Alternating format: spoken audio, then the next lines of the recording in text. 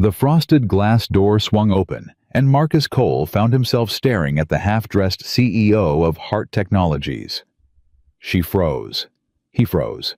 40 pounds of equipment crashed to the marble floor. In that single heartbeat, everything he'd built 6 years of sacrifice, every promise to his daughter, every bill he'd scraped together to pay, hung by a thread, thinner than the silk strap sliding off Elena Hart's shoulder. She could destroy him with one phone call. Fire him before the sun rose. Leave his little girl without a father who could feed her. But what Elena Hart did next, that's where this story truly begins. If you're watching from anywhere in the world, drop your city in the comments. I want to see how far this story travels.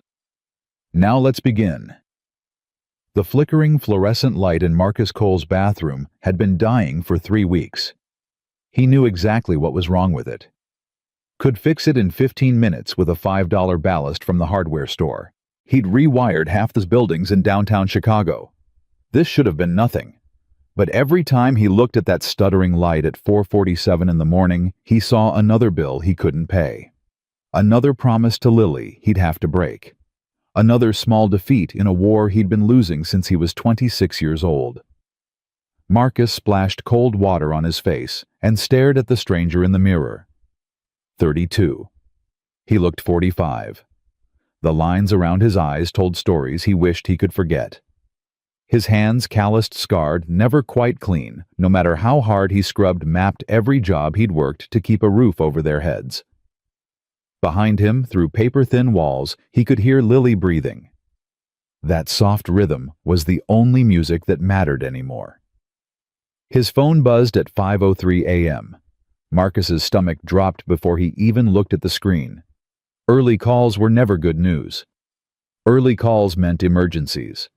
Emergencies meant opportunities, but also risks. Cole. His supervisor's voice was strained. "I need you on the executive floor. Security system malfunction. CEO's private wing." Marcus's hand tightened around the phone. The executive floor. 55 stories above the basement, where he spent his days invisible among servers and wiring. He'd been up there exactly twice in 4 years. Both times to fix something urgent, while the executives were safely away at meetings. The unwritten rule was simple. Be invisible. Be fast. Don't make eye contact. "Can't Jensen take it?" Marcus asked, already knowing the answer. "I've got to drop Lily at D. Jensen's handling a breach in the parking structure. Williams called in sick. You're the only one with security clearance who's answering their phone." Tom's voice softened. "I know it's early. I know you've got the kid. But this came from the top. The CEO herself requested immediate response." Elena Hart. Even her name carried weight that made the phone feel heavier. Everyone at Hart Technologies knew the stories. 29 years old. Took over 2 years ago when her father collapsed from a heart attack during a board meeting. The business world had placed bets on how fast she'd fail. Instead, she'd gutted the old guard, acquired 4 competitors, and tripled the company's cybersecurity contracts. Forbes put her on their cover. The Wall Street Journal called her a prodigy. The employees called her the Iron Lady. And they didn't mean it as a compliment. Marcus had seen her exactly once crossing the lobby like a force of nature in a charcoal suit that probably cost more than 3 months of his rent. She hadn't looked left or right, hadn't acknowledged the people who stepped aside to let her pass. Her face had been beautiful in a way that seemed deliberately weaponized. Sharp cheekbones, dark eyes that missed nothing.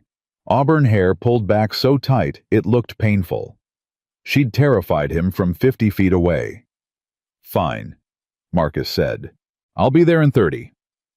25. The email said urgent. Marcus ended the call and stood motionless in his cramped bathroom. The dying light flickered overhead like a warning he should have heeded. Lily's room smelled like strawberry shampoo and the lavender fabric softener Mrs. Chen used on her blankets. Marcus knelt beside her narrow bed, careful not to wake her. She clutched the stuffed rabbit he'd found at Goodwill for her 4th birthday, missing one eye now worn thin from love. "I'll be back to pick you up, sweet girl," he whispered. I promise." How many promises had he made in this room? How many had he actually kept? He left a note for Mrs. Chen next door, who watched Lily most mornings in exchange for Marcus fixing her leaking pipes and broken cabinets. It was a fragile arrangement, held together by favors and desperation. The bus ride took 22 minutes through streets still dark with pre-dawn shadows. Marcus watched Chicago wake up through streaked windows, delivery trucks unloading coffee shops flickering to life, other people stumbling toward their own obligations and compromises. He wondered how many of them felt like they were drowning too, just trying to keep their heads above water one more day.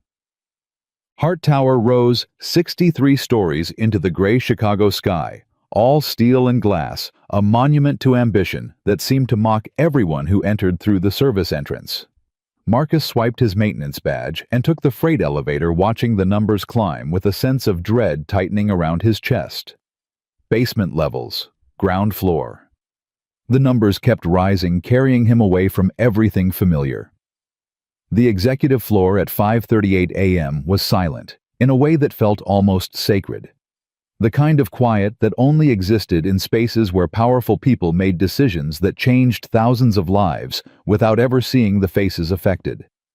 Marcus's work boots echoed on marble floors so polished he could see his reflection, a ghost in navy blue, carrying a tool bag that looked shabby against all this luxury. He found the security panel behind a door that blended seamlessly into the wall.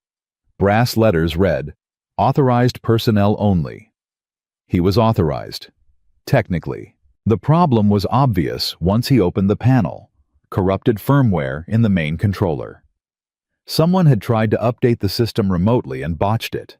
20 minutes of work, maybe less. Marcus pulled out his laptop connected to the diagnostic port and started rebuilding the security protocols. His fingers moved automatically, muscle memory from years of fixing things other people broke. He was almost finished when he heard it. A voice. Female. Sharp with frustration. "Finally! What took so long?" Marcus's hands froze over the keyboard. He'd assumed the floor would be empty, that he'd have the place to himself. "Just needed to rebuild the security protocols, ma'am." He called back, keeping his voice professional. "Everything should be functional now. I'll run a quick diagnostic on the sensors to verify." "Do it quickly. I have a press conference in 3 hours and I need to change." Marcus moved through the reception area, testing motion sensors as he went. Each one responded perfectly, green lights, confirming functionality. The CEO's suite had 3 main areas: reception, conference room, private office. 2 doors stood open. The third, frosted glass that turned everything behind it to soft shadows, was closed. One more sensor. Right next to that frosted glass door. Master control for the entire suite. Marcus reached for it without thinking. It was instinct. A technician's reflex after 4 years of checking, testing, verifying. His hand found the panel, ran the diagnostic, and then the door. He needed to test the door sensor. His fingers closed around the handle. Pushed. The frosted glass swung inward. Elena Hart stood in the center of her office, frozen mid-motion, pulling a cream blouse from a garment bag. She wore a black skirt. Nothing else above the waist, except a bra so delicate it barely existed. Her auburn hair was down, falling in waves across bare shoulders. Her dark eyes went wide with shock that mirrored the horror flooding through Marcus's entire body. For one endless second, neither of them moved. Neither of them breathed. Then Marcus's tool bag slipped from his shoulder and crashed to the floor. "I'm sorry," he gasped. "I'm so sorry. I was testing the sensors. I didn't know you were. I didn't mean, get out." Her voice was ice over steel. Quiet. Absolutely lethal. "I'm sorry." Marcus backed away so fast he nearly tripped over his own equipment. His face burned. His heart hammered against his ribs. "The door, I thought it was empty. I was just checking the system. I'm so sorry." "Turn around." The command stopped him mid-retreat. Marcus spun instantly, facing the frosted glass, seeing nothing but blurred shapes and his own panicked reflection. Behind him, he heard fabric rustling. A zipper. The sharp click of buttons. Every muscle in his body locked rigid. He waited for the explosion. The rage. The inevitable consequences of the worst mistake of his professional life. He'd walked in on Elena Hart half-dressed, the CEO, the Iron Lady, the woman who could end his career with a single phone call. "I swear I didn't see anything," he said to the glass, his voice cracking. "I swear I was just doing my job, testing the sensors. I didn't know you were here. Please, I have a daughter. She's 6. I need this job. I can't—" "Stop talking." Marcus's jaw snapped shut. The silence stretched. Seconds became eternities. He could hear his own breathing ragged and panicked, and beneath it, the soft sounds of Elena getting dressed. When she finally spoke again, her voice was controlled, but something underneath it, something he couldn't quite identify. "What's your name?" "Marcus Cole, IT Security Maintenance. I've worked here 4 years. I've never had a complaint. I swear this was an accident. I heard you the first time." A pause. Longer than comfortable. "You can turn around now." Marcus turned slowly, keeping his eyes fixed on the floor. He couldn't look at her. Didn't deserve to. Elena Hart stood behind her desk, fully dressed now in the cream blouse and black skirt. Her hair was pulled back in that severe style he recognized. She looked every inch the CEO again, all traces of vulnerability erased. But her eyes studied him with an intensity that made his skin prickle. "Look at me," she said. It was the hardest thing Marcus had ever done. Meeting Elena Hart's gaze felt like staring into a searchlight, but he forced himself to do it. She deserved that much. An acknowledgement of what he'd done, an acceptance of whatever judgment she was about to deliver. "You really didn't know I was here?" It wasn't a question. "No, ma'am. The work order just said security system malfunction. I fixed the controller and I was testing all the sensors. I thought the whole floor was empty this early." His hands were shaking. He clenched them into fists at his sides. "I understand if you need to fire me. I understand. I don't have any excuse. I just want you to know it was an accident. I would never—" "Stop." He stopped. Elena walked around her desk, each step deliberate, controlled.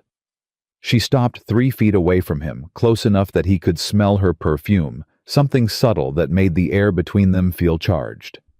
"You're terrified," she observed. "Yes, ma'am." "Of me or of losing your job?" "Both." The truth fell out before he could stop it. "Mostly the job. I have a daughter. She's 6.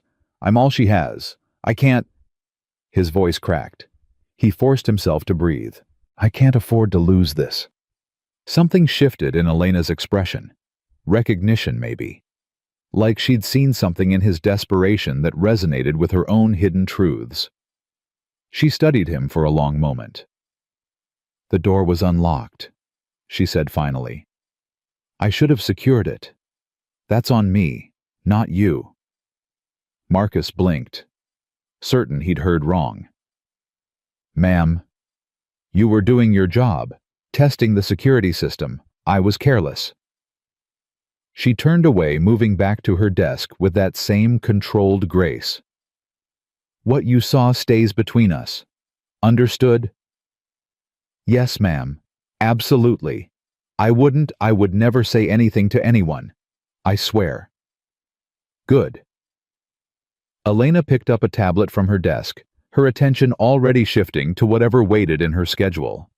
"Finish your diagnostic and get out. Send your supervisor a report that everything's functioning normally." Marcus stood frozen, unable to process what was happening. She wasn't firing him. She wasn't even yelling at him. He'd braced for disaster and found something he didn't have a name for. "Ma'am?" The word came out before he could stop it.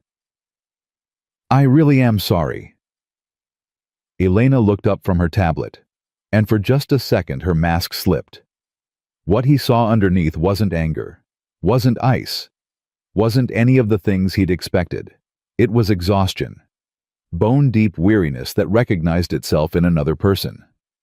"I know you are," she said quietly. "Now go." Marcus grabbed his equipment and fled. He finished the diagnostic with shaking hands, documented everything on his tablet, and made it to the elevator before his knees gave out. He leaned against the cold metal wall, his heart still racing, trying to understand what had just happened. She'd let him go. She'd seen his terror, heard his desperation about his daughter, and chosen mercy over punishment. Why? The question followed him all the way back to the basement, through the morning's remaining work orders, through the mechanical routine of fixing broken things while his mind spun in circles. At 3:15 p.m., he picked up Lily from school. Listened to her excited chatter about the art project she'd made, a family picture with just two stick figures, Daddy and Lily, standing under a lopsided sun. He helped with her homework, heated up pasta for dinner, read her favorite book until she fell asleep. Normal things, safe things, the rhythm of their life together. But underneath it all, he kept seeing Elena Hart's face in that moment when her mask slipped, kept hearing the quiet acknowledgement in her voice when she'd said, "I know you are." 2 days passed. Marcus reported for his shifts, kept his head down, tried to convince himself the incident was behind him. Then on Thursday afternoon, his phone buzzed with a message from HR. "Marcus Cole, please report to Human Resources immediately. Suite 400. His stomach dropped through the floor. This was it. They'd decided to fire him after all. Wanted to do it officially with paperwork and witnesses and all the corporate formality that made destroying someone's life feel clean and professional. He should have known the reprieve was temporary. The HR director's name was Patricia Chen, no relation to his neighbor. She was all business in a gray suit, a folder open on the conference table between them. "Mr. Cole, please sit down." Marcus sat. His hands gripped his knees. "If this is about Monday morning, I can explain. This isn't disciplinary." Patricia slid a document across the table. "This is a position transfer." The words didn't make sense. Marcus stared at the paper, trying to force his brain to understand. "Effective immediately, you're being reassigned from basement IT maintenance to executive floor technical support. It's a permanent position with a significant salary increase and enhanced benefits package." Marcus's vision blurred. The numbers on the page swam before his eyes. "I don't understand." The position was created specifically based on a recommendation from Ms. Hart herself. Patricia consulted her notes. She indicated that the executive floor requires dedicated technical support with, and I'm quoting here, "demonstrated discretion and reliability under pressure." "Ms. Hart recommended me." "That's correct. The salary is detailed on page 2. You'll also receive health insurance that covers dependents, which I understand is relevant given your daughter." Patricia's professional demeanor softened slightly. "This is a good opportunity, Mr. Cole. Better hours, better benefits, direct exposure to company leadership. If you perform well, it could open doors." Marcus looked down at the numbers again. The salary was almost double what he currently made. The health insurance would cover Lily's dental work, the procedure they'd been putting off for months because he couldn't afford it. The hours meant he could drop her off at school every morning and pick her up every afternoon. It was everything he needed. Everything he'd been drowning for lack of. And it came from Elena Hart. "I don't understand why," he said quietly. "After what happened? Ms. Hart's recommendations don't require explanation." Patricia's tone was final. "Do you accept the position or not?" What choice did he have? What choice had he ever had? "Yes," Marcus said. "I accept."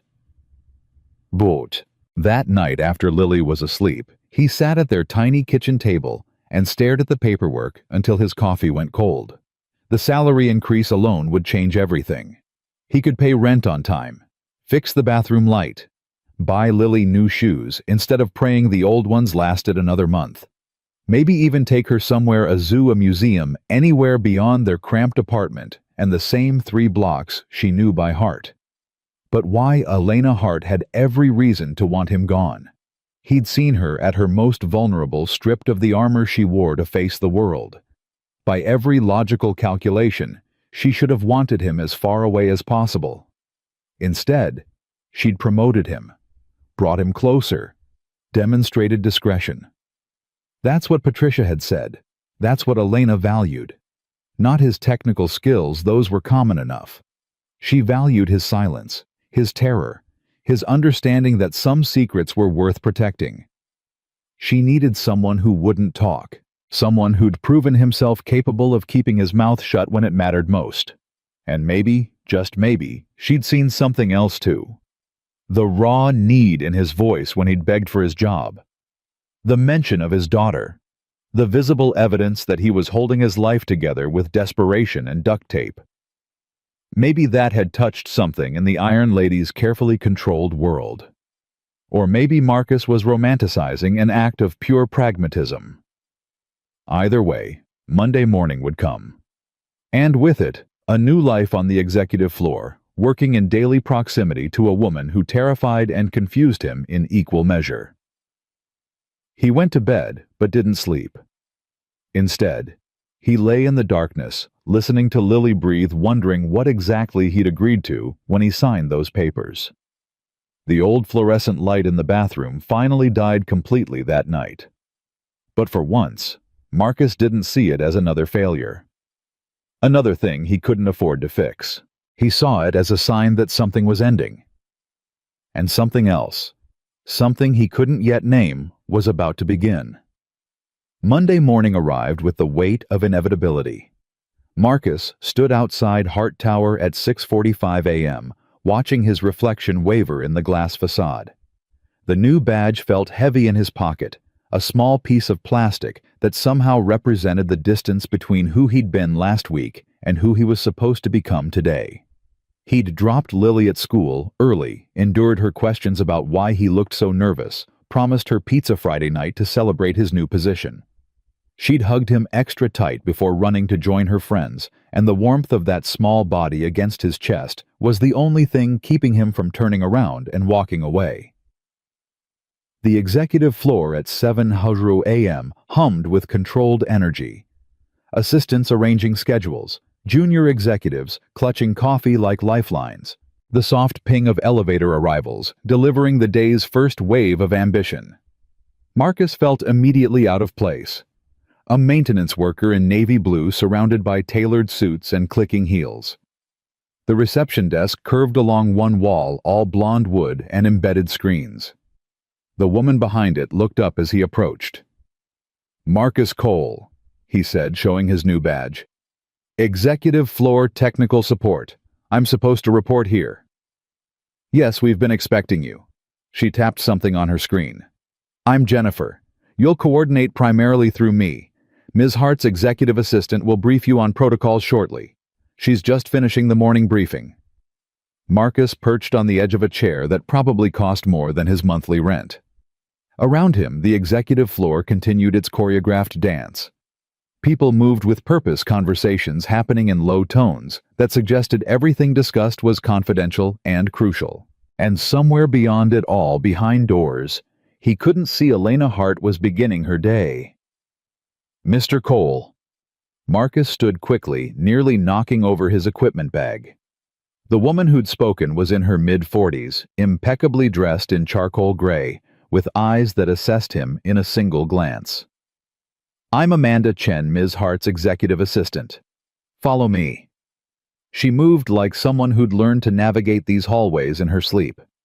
Marcus followed, acutely aware of how his work boots sounded against marble compared to her nearly silent heels. They passed through the main executive area, into a corridor he recognized from his emergency call, the path to Elena's private wing. His pulse quickened despite himself. Amanda stopped at a small office he hadn't noticed during his first visit, tucked discreetly near the security panel. "This is your workspace," she said. "You'll maintain all technical systems on this floor with priority given to Ms. Hart's immediate area. Response time for her requests is 10 minutes maximum. All other issues within the hour." She handed him a tablet. "This links to building management. You'll receive work orders here along with Ms. Hart's schedule so you can plan maintenance around her commitments. Amanda's eyes held his. That schedule is confidential. You don't discuss it with anyone. Not other staff, not your friends, not your family. Understood. Understood. Ms. Hart values 3 things above all else. Amanda's voice was matter-of-fact, delivering information he needed to survive. Discretion, efficiency, invisibility. Your work should be seamless. She shouldn't have to think about whether the systems function.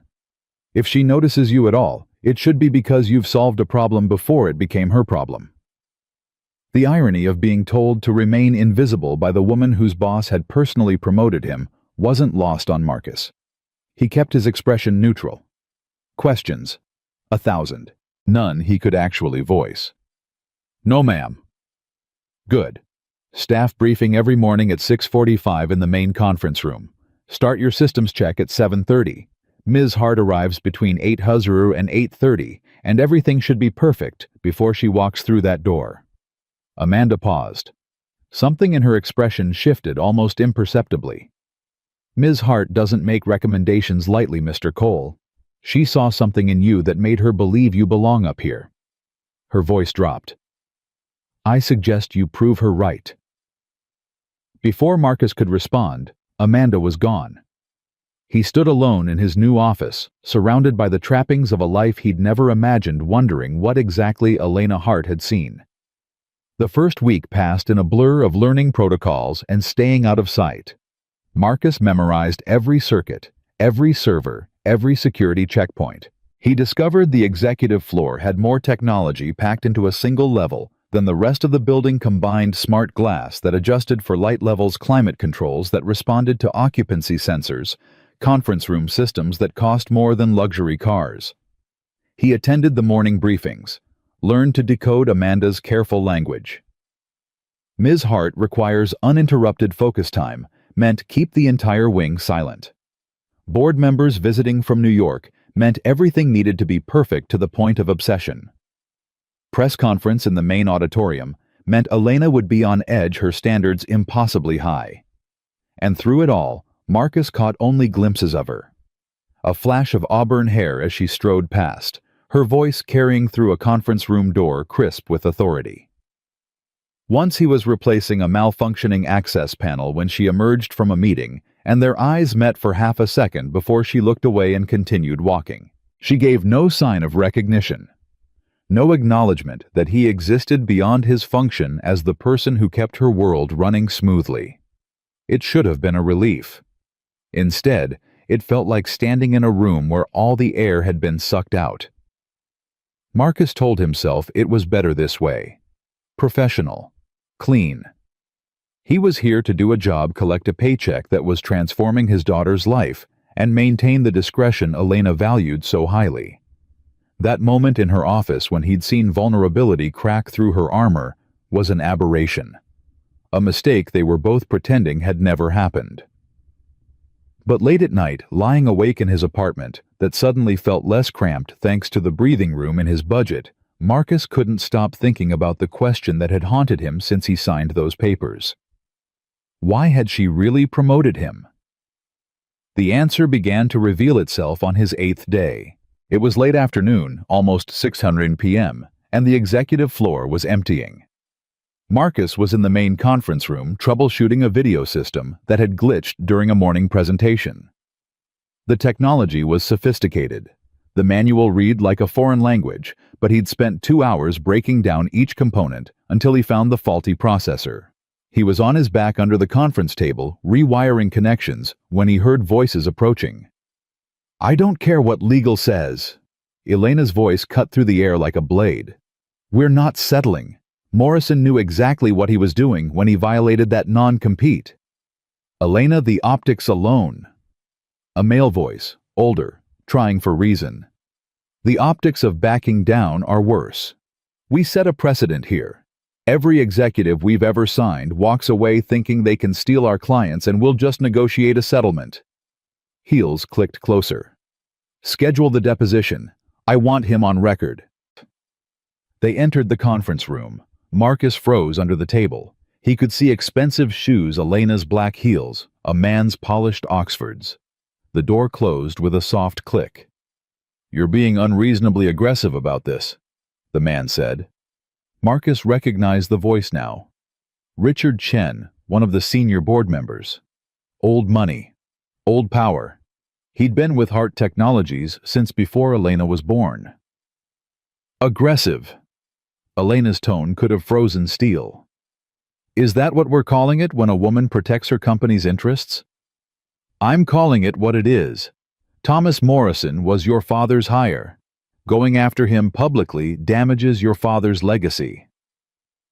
"My father's legacy is secured by this company's success, not by protecting executives who betray us." "Or are you suggesting," Richard continued, his voice silkier now, "that I should prioritize sentiment over strategy?" "I'm suggesting you remember that some of us have been with this company since before you were born. Your father trusted Thomas. Perhaps you should consider whether your judgment—" "My judgment has tripled our contracts in 2 years." Elena cut him off. "My judgment acquired Nexus and Citadel when everyone said we were overextending. My judgment—" She stopped abruptly. "Is someone in here?" Marcus's heart stopped. He'd been so still, barely breathing, but somehow she'd sensed him. "The maintenance technician, I believe," Richard said. Marcus could hear the disdain in his voice. "Perhaps you should have him escorted out before we continue discussing confidential matters." Silence stretched for 3 beats of Marcus's racing heart. "Cole," Elena said. Not a question, a statement. Marcus slid out from under the table, tool bag in hand, his face burning. "I'm sorry. I was fixing the video system. I didn't mean to intrude on—" "Did you hear our conversation?" Richard demanded. "I heard voices," Marcus said carefully. He met Elena's eyes, despite every instinct screaming at him to look away. "I didn't listen." It was a distinction without a difference, and they all knew it. Richard's expression said he expected immediate dismissal. But Elena just studied Marcus with that same unreadable intensity he'd seen in her office. "Finish your work," she said quietly, "then leave." "Yes, ma'am." Marcus turned back to the video system with shaking hands. He worked as quickly as possible, hyper-aware of the conversation continuing in lower tones behind him. When he finally packed his equipment and headed for the door, Richard was mid-sentence about shareholder concerns. Neither acknowledged Marcus's departure. He made it to his office and leaned against the closed door, pulse hammering. The smart thing would be to go home. Forget what he'd heard. Never mention it to anyone. Discretion. That's what Elena valued. But the look in her eyes when she'd realized he was there, that hadn't been anger. It had been calculation. Like she was testing him. Measuring him against some standard he didn't understand. Marcus stayed late running diagnostics on systems that didn't need checking, unable to shake the feeling that something significant had just happened. Around 8:00 p.m., when the executive floor was dark except for emergency lighting, his tablet pinged with a message from Elena's private email, sent directly to his work account. "Your discretion is noted and appreciated. EH. 7 words. No explanation. No context." But Marcus stared at them until his eyes blurred, trying to decode the meaning underneath. She'd watched him overhear a confidential conversation and choose silence, and she'd acknowledged it. The message felt like a door opening, or maybe a trap being set. He couldn't tell which, and the uncertainty kept him awake long after he made it home to his quiet apartment and his sleeping daughter. The following week, Elena requested him by name for the first time. The work order came through his tablet at 2:37 p.m. Climate control malfunction in CEO office. Immediate response required. Marcus grabbed his equipment and made it to Elena's wing in under 8 minutes. Amanda intercepted him at the entrance. "She's been in back-to-back video conferences for 3 hours, Amanda said quietly. "The AC cut out 40 minutes ago. The room's becoming uncomfortable. Fix it quickly and quietly." Elena's office door was open. He could hear her voice as he approached, crisp and controlled despite what had to be stifling heat. I understand your concerns about the timeline, David. What I need you to understand is that the board won't approve additional delays. We launch in 6 weeks regardless of. Marcus slipped inside, keeping to the perimeter, making himself as invisible as possible. The temperature was indeed uncomfortable, at least 78 degrees and climbing. Elena sat behind her desk facing a wall of screens showing various video conference participants. She didn't acknowledge his presence, but he saw her shoulders relax fractionally. The thermostat was mounted behind a hidden panel. Marcus opened it silently and ran diagnostics.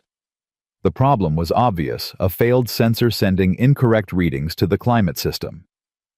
He had a replacement in his bag, always carried extras of the most common failure points. We've been over this, Elena said to the screens. Marketing doesn't drive the launch schedule. Product readiness does. If your team can't deliver the campaign materials by week 4, we'll find someone who can. Marcus worked in absolute silence, replacing the sensor, recalibrating the system. Cool air began flowing through the vents within minutes. He allowed himself a glance toward Elena. She was watching him in the reflection of her darkened screen, her eyes tracking his movements even as she verbally dismantled someone's excuses. Much better, she said into the conference call. Now that we can all think clearly, let's discuss realistic deliverables. It wasn't about the temperature. She was talking to him, acknowledging the fix without breaking focus. Marcus felt something shift in his chest. Recognition between two professionals who understood their roles. He packed his equipment and left as quietly as he'd entered. 10 minutes later, another message appeared on his tablet. Efficient work. Thank you. 3 days after that, she asked for him again. A malfunctioning outlet in her private conference room discovered 15 minutes before a meeting with potential investors. Marcus replaced it in under 10 minutes while Elena reviewed presentation materials at the table, her presence a constant weight in his peripheral vision. Then again, a flickering light above her desk that she said disrupted her focus during late-night work sessions. A coffee maker in her private kitchen that refused to function. A door sensor that kept triggering false alarms. Small things, easily fixed. But each request came directly from her bypassing the normal work order system. And each one felt like another layer of something being built between them. Marcus began to understand the real reason she'd promoted him. It wasn't just about his discretion regarding what had happened in her office. It was about reliability. Elena Hart had built her entire life around control, and she needed someone in her immediate environment who could solve problems efficiently without requiring management or explanation. She needed someone who understood what she needed before she had to ask. He started anticipating issues. Noticed when the temperature in her wing fluctuated and adjusted it before she felt the change. Identified a pattern in the lighting system that caused a brief flicker every 3rd day and replaced the faulty component. Kept spare parts for every system she used regularly stored in his office for immediate access. And slowly, incrementally, the Iron Lady began to thaw in his presence. It started with simple acknowledgments. A nod when he arrived to fix something. A quiet thank you when he left. Then actual words beyond professional courtesy. "You're here early," she said one morning when he arrived to replace a faulty smoke detector before her first meeting. "Wanted to finish before your 8:30, Marcus replied, keeping his tone neutral. "Amanda mentioned you have investors." "You read the briefings?" It wasn't a question, but he heard approval underneath. "Helps me plan my work around your schedule." Elena had been reviewing something on her tablet, but she looked up at that. Studied him with those dark eyes that still made his pulse quicken. "Most people on my staff do the minimum required, nothing more." She tilted her head. "Why don't you—" The question caught him off guard. Marcus secured the new smoke detector before answering, giving himself time to choose his words. "I have a daughter," he said finally. "She deserves better than minimum effort. This job, what you did for me, giving me this position, it changed our lives. Seemed like the least I could do was earn it." Something flickered across Elena's face. too quick to identify. Your daughter. She's 6. Yes, ma'am, Lily. The name felt intimate somehow, personal in a way that made him hesitate. But Elena was watching him expectantly. She's in 1st grade, loves art, hates math homework, wants to be a veterinarian when she grows up. Just the 2 of you. Just us. Marcus concentrated on testing the smoke detector not meeting her eyes. Her mother left before she was born. It's been me and Lily against the world ever since. Elena was quiet for a moment. That must be difficult. It's everything. The words came out more raw than he intended. He glanced at her, found her expression unreadable. What about you? He asked before he could stop himself. Is there... He stopped, realizing too late he was crossing a line. But Elena smiled. A small, sad curve of her lips that transformed her face for just a second. No one, she said. Building an empire doesn't leave much time for personal entanglements, and most people want something from me. Power connections, proximity to success. Her voice dropped. It becomes difficult to know what's real. The honesty startled him. This was vulnerability genuine, and offered freely, and Marcus didn't know what to do with it. I can't imagine what that's like, he said quietly, never being able to trust people's intentions. Can't you? Elena's eyes held his. You trusted your daughter's mother. She left. Now you raise Lily alone, working yourself to exhaustion to provide for her. I'd imagine trust is complicated for you too. She was right. The recognition settled between them. An understanding neither of them had expected to find here in her office at 7:15 in the morning, while he stood on a ladder testing a smoke detector. I should finish this, Marcus said, his voice rough. Yes, Elena agreed. But she didn't leave. She stayed there working on her tablet while he completed the installation. And her presence felt less like surveillance and more like companionship. When he climbed down and packed his tools, she looked up one more time. Thank you, Marcus. It was the first time she'd used his first name. The sound of it in her voice rewired something in his brain, created a connection he wasn't sure he wanted and definitely didn't know how to handle. Anytime, Ms. Hart. He left before he could say something stupid, but he felt her watching him all the way to the door. The weeks that followed developed their own rhythm. Marcus arrived early, checked systems, attended briefings, anticipated problems before they became problems, and increasingly, Elena found reasons to interact with him directly. The projection system in Conference Room B keeps dropping signal during presentations, she said one afternoon, appearing in his office doorway without warning. Marcus looked up from his laptop, startled by her proximity. She rarely came to his office, usually summoned him to wherever she needed him. I can take a look now if you're free to show me when it happens. I have a call in 15 minutes, but afterward, I'll come to you. Elena nodded, didn't leave. Her fingers drummed against the doorframe in an uncharacteristic display of restlessness. There's a board meeting tomorrow, she said. Richard Chen is pushing for a review of my first 2 years, trying to suggest my leadership has been aggressive and divisive. Marcus set down his laptop. Is that what he said in the conference room when I was under the table? Elena's lips curved. You said you didn't listen. I said I didn't listen. I didn't say I was deaf. A surprised laugh escaped her. The sound was so unexpected, so human, that Marcus felt his chest tighten. Richard has been with this company for 32 years, Elena said.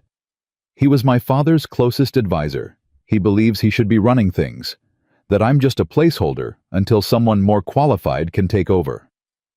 Are you? Am I what? A placeholder. Elena's expression hardened. I've tripled our contracts, acquired 2 competitors, increased employee compensation by 18% across the board. But Richard sees a 29-year-old woman in her father's chair, and he can't accept that I belong here.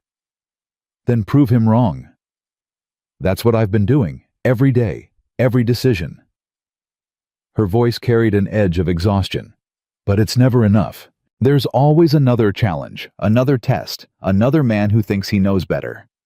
Marcus stood, crossed to the doorway where she stood, close enough that he could see the faint shadows under her eyes, the tension in her jaw. "You asked me once why I do more than the minimum," he said quietly. "You want to know the real answer?" Elena waited. "Because I know what it's like to have people look at you and see everything you're not. To work twice as hard just to be taken half as seriously. To know that one mistake will define you while everyone else gets second chances." He held her gaze. "I'm a single father with a GED working maintenance in a building full of MBAs. I know exactly what it's like to have to prove yourself every single day. And I know you're not a placeholder, Ms. Hart. You're the real thing. Richard Chen is just too stubborn to admit he's afraid of you." Elena stared at him for a long moment. Something shifted in her eyes, surprise maybe, or recognition. "You don't talk like a maintenance worker," she said softly. "I wasn't always a maintenance worker." "What were you?" "Someone with plans, dreams, a scholarship to Northwestern for electrical engineering." Marcus's jaw tightened. "Then Lily's mother left and I had a choice. Chase what I wanted or take care of what I had. It wasn't really a choice at all." "You gave up your future for your daughter." "I gave up one future, built a different one." He stepped back, putting professional distance between them. "Your call's in 10 minutes. I'll check the conference room after." Elena didn't move. Her eyes searched his face like she was looking for something she'd lost. "You make it sound simple," she said. "Choosing what matters." "It is simple, not easy, but simple." "How do you know the difference?" "Easy is doing what everyone expects. Simple is knowing what you can live with." Elena absorbed that. Then abruptly she straightened. The CEO mask slid back into place. "Conference room B, after my call." "Yes, ma'am." She turned and walked away.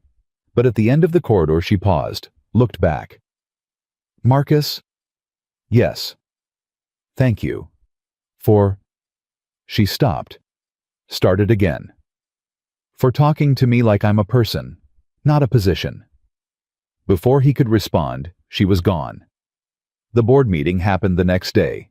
Marcus wasn't present, of course. He was in his office monitoring systems when his tablet pinged with an emergency alert, power fluctuation in the main boardroom. He grabbed his equipment and moved quickly through corridors that were unusually tense. Assistants huddled in small groups, speaking in whispers. Something was happening. The boardroom doors were closed. He could hear raised voices inside, Richard Chen's measured baritone, Elena's sharp responses, the murmur of other board members. Marcus checked the power panel outside the room. The fluctuation was minor, easily corrected, but it gave him a reason to be nearby. The door opened suddenly. Richard Chen strode out, his face flushed with barely contained anger. He nearly collided with Marcus. "Watch where you're standing," Richard snapped. "Apologies, sir. Power issue." Richard's eyes narrowed. "You're the one she promoted, the maintenance worker who was in the wrong place at the wrong time." Marcus kept his expression neutral. "Just doing my job, sir." "I'm sure you are." Richard's smile didn't reach his eyes. "Enjoy it while it lasts. Leadership at this company is about to change." He walked away without waiting for a response. Marcus watched him go, something cold settling in his chest. Inside the boardroom, other members were filing out. Their expressions were mixed, some relieved, some uncomfortable, a few looking openly concerned. Elena was last. She stood at the head of the table gathering papers, her back to the door. "Ms. Hart." Marcus stepped inside. "Power's been stabilized." She didn't turn around. "Close the door." He did. The silence stretched between them. When Elena finally faced him, her composure was cracked. Not broken, she was too controlled for that, but he could see the fractures. "Richard called for a vote of confidence," she said flatly. "Tried to convince the board I'm too young, too aggressive, too emotional to lead." "What happened?" "I won, 8-4. Her laugh was bitter. "Barely. After everything I've done. After tripling our value in 2 years, I barely survived a vote called by a man whose biggest contribution is showing up to meetings. But you survived. This time. Elena sank into her chair, exhaustion suddenly visible in every line of her body. He'll try again. Every setback, every challenge, he'll use it to chip away at my authority until there's nothing left. Marcus moved closer, stopped on the opposite side of the table. Can I tell you something? Elena looked up. When Lily was 3, she got pneumonia. I couldn't afford to miss work, couldn't afford the hospital bills, couldn't afford any of it. I sat in that emergency room at 2 a.m. thinking, this is it. This is where it all falls apart. He pulled out a chair, sat across from her. But it didn't fall apart. Lily got better. I found a way to pay the bills. And the next crisis came, and the one after that, and somehow I'm still here. She's still here. We're still standing. Elena's eyes glistened. You're telling me to keep fighting. I'm telling you that people like Richard, people who've had everything handed to them their whole lives, they don't understand what it means to actually fight for something. They push because they've never been pushed back. They threaten because they've never been truly threatened. Marcus leaned forward. But you know what it's like to have everything on the line. You know what it costs to refuse to break. That's why you're going to win in the end.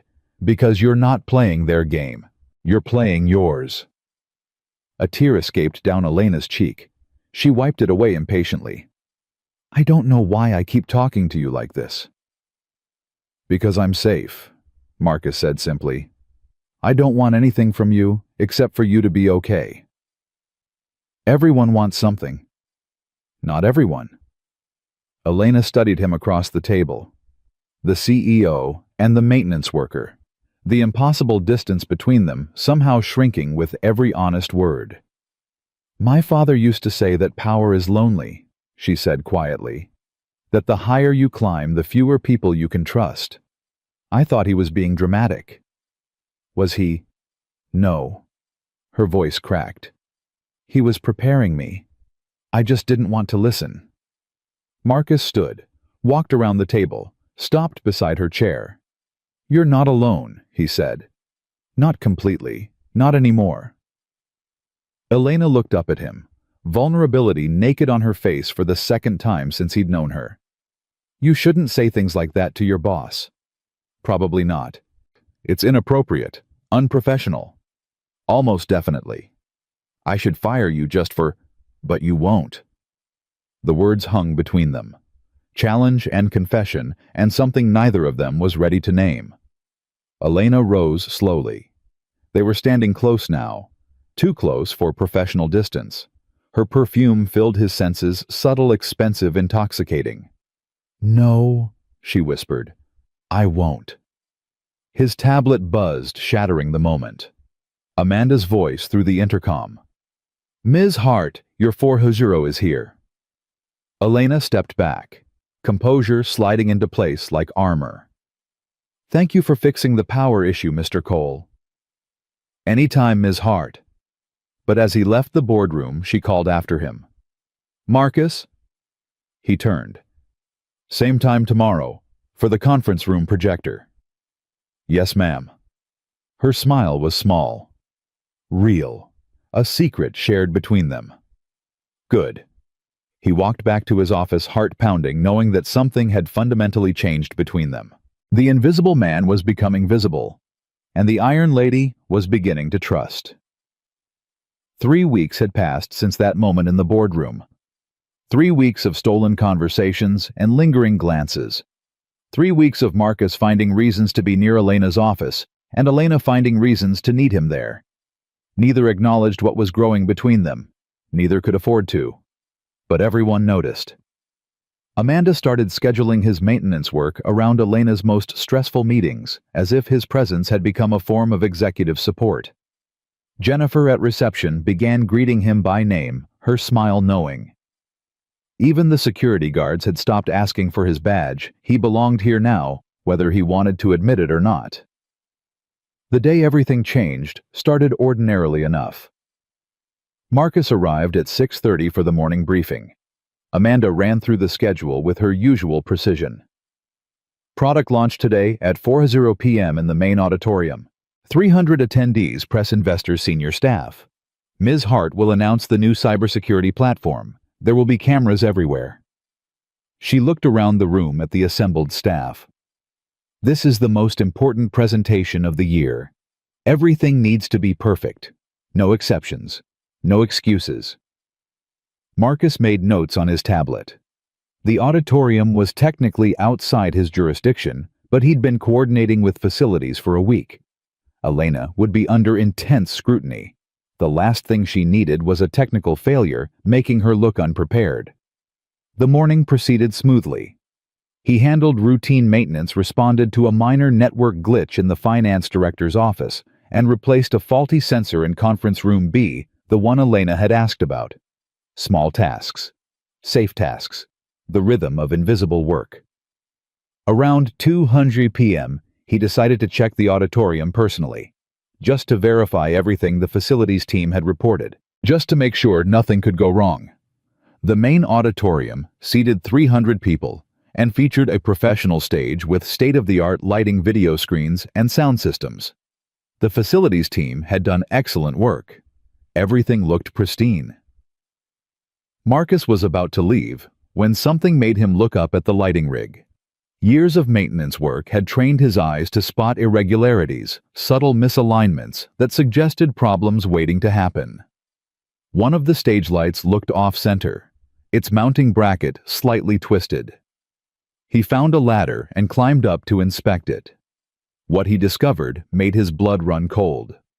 The safety cable, the backup that prevented lights from falling if the main mount failed, was frayed nearly through.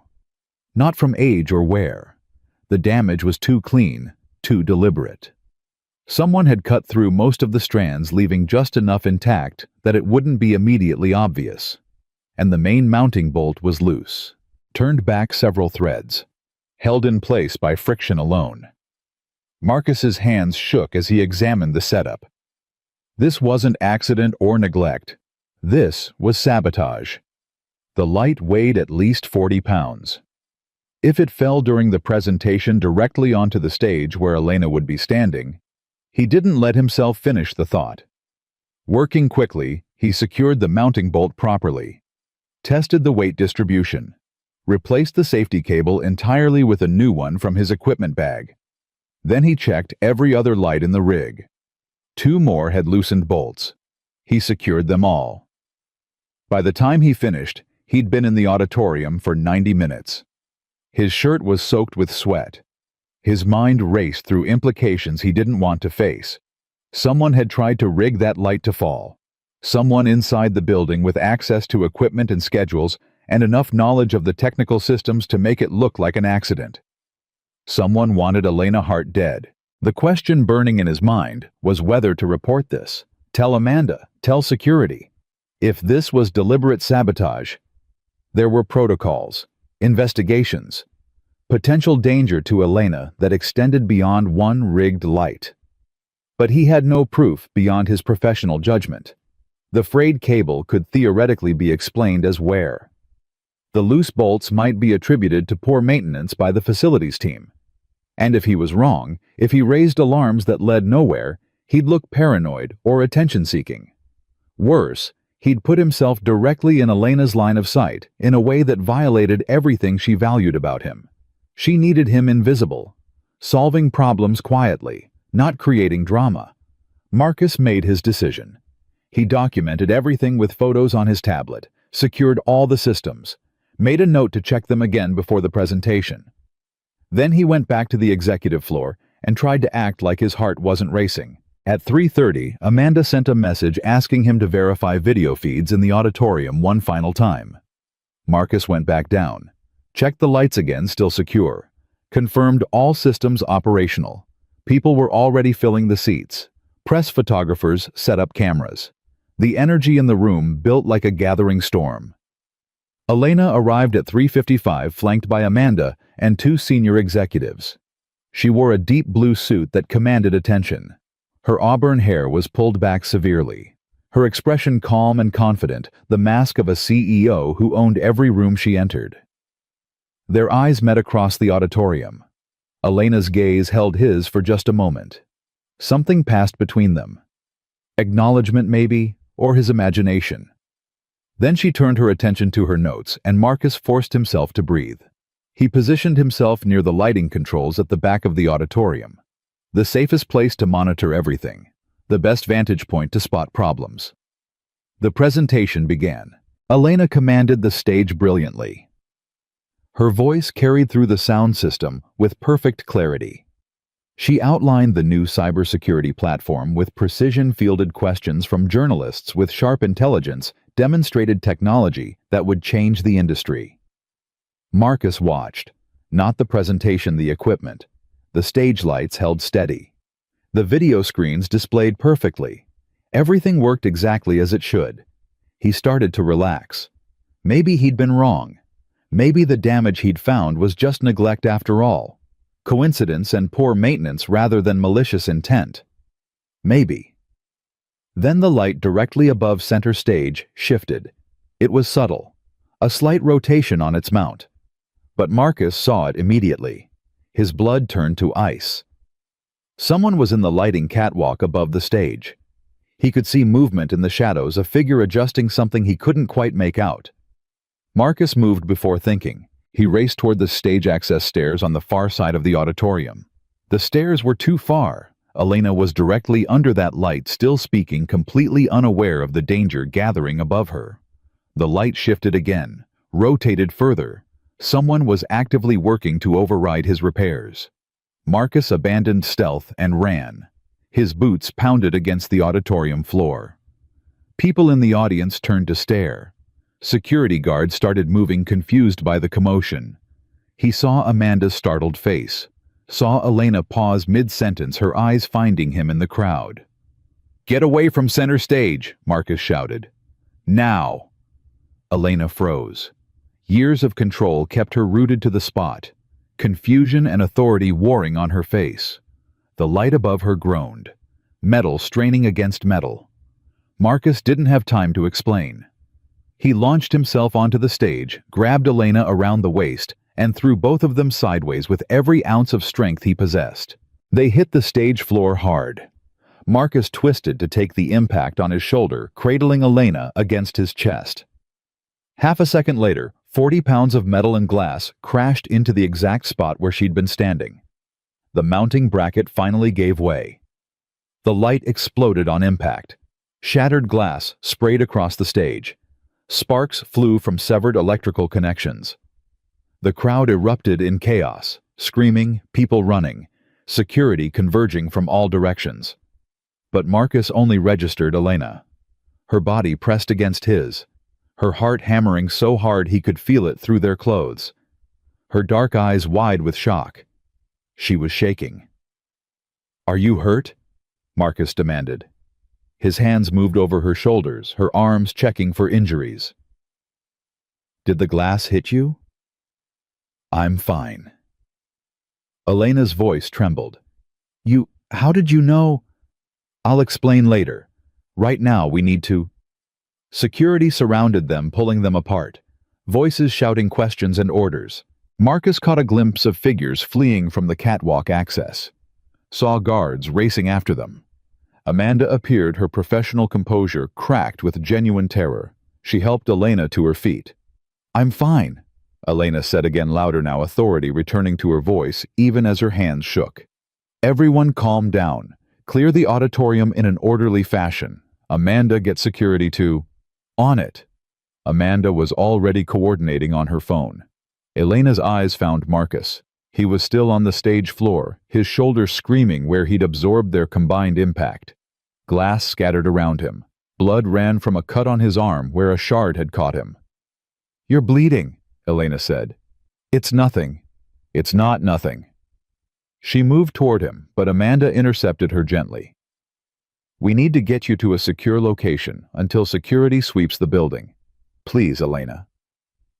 For a moment, Marcus thought Elena would refuse, but she let Amanda guide her toward the exit, looking back at him one last time. Her expression was something he'd never seen before. Shock. Gratitude. Something deeper that made his breath catch. Then she was gone. Security personnel surrounded Marcus, asking questions he barely heard. His mind kept replaying those seconds on a loop. The weight of Elena in his arms, the terror in her eyes, the absolute certainty that if he'd been 1 second slower, she would be dead. And somewhere in the chaos, Marcus realized that invisible was no longer an option. He'd thrown himself into the spotlight to save her. Nothing between them would ever be the same. The security office became command central within minutes of the auditorium evacuation. Marcus sat in a hard plastic chair while a paramedic cleaned the gash on his forearm. The sting of antiseptic barely registered against the adrenaline still flooding his system. Guards spoke in clipped tones into radios coordinating a building-wide lockdown while reviewing security footage on a wall of monitors. "You're lucky," the paramedic said, applying butterfly bandages. "Another inch, and this would have needed stitches." Marcus didn't feel lucky. He felt like his entire body was vibrating at a frequency just below visible. "Mr. Cole." The head of security, a former detective named Marcus Webb, pulled up a chair.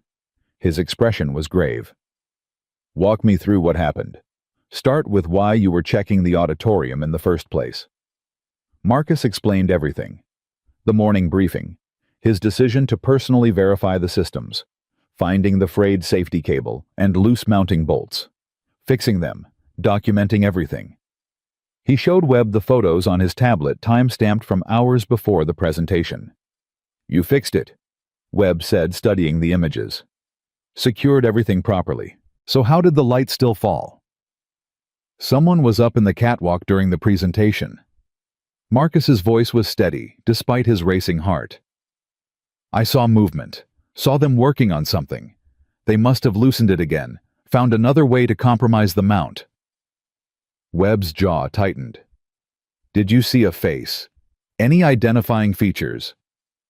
"No, just a silhouette, dark clothes, moving fast." "And you didn't report the initial sabotage because—" "I had no proof it was deliberate. Could have been negligence, poor maintenance. I documented everything, fixed the immediate danger, and planned to monitor it." Marcus met Webb's eyes. "I didn't expect someone to actively interfere during the event itself." Webb studied him for a long moment. "Your quick thinking saved Ms. Hart's life. I want to be clear about that.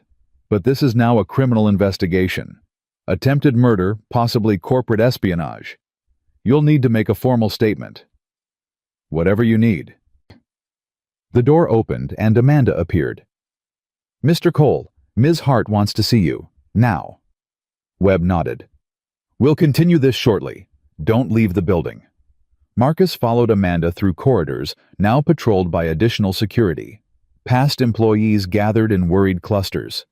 The atmosphere had shifted, tension replacing the normal hum of corporate ambition. Amanda led him not to Elena's office, but to a small conference room he'd never entered before.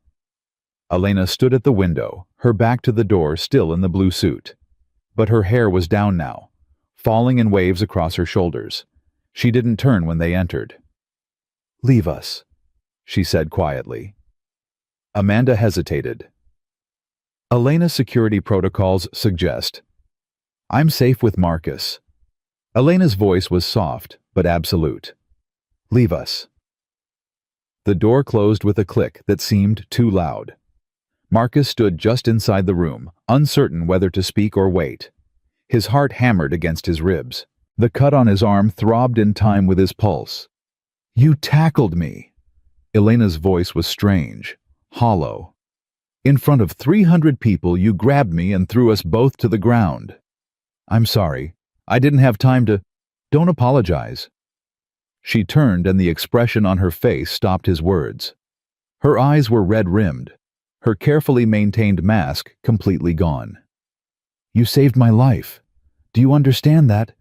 Her voice cracked. "If you hadn't been there, if you hadn't seen that light shifting, I would be dead right now."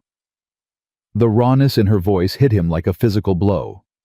This wasn't the CEO, wasn't the Iron Lady who commanded boardrooms.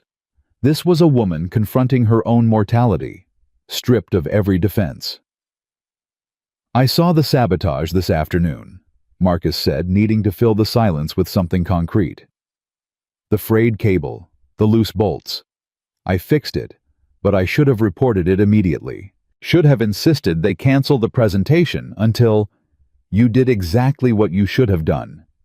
Elena crossed the room, stopped 3 feet away, close enough that he could see she was still trembling. "You identified a threat, neutralized it, stayed vigilant. When the danger evolved, you acted without hesitation." Her voice broke. "That's not something to apologize for. I'm just a maintenance tech." The words came out before he could stop them. "I fix broken systems. I'm not... You're the man who saved my life, twice now." Elena's eyes held his with an intensity that made breathing difficult.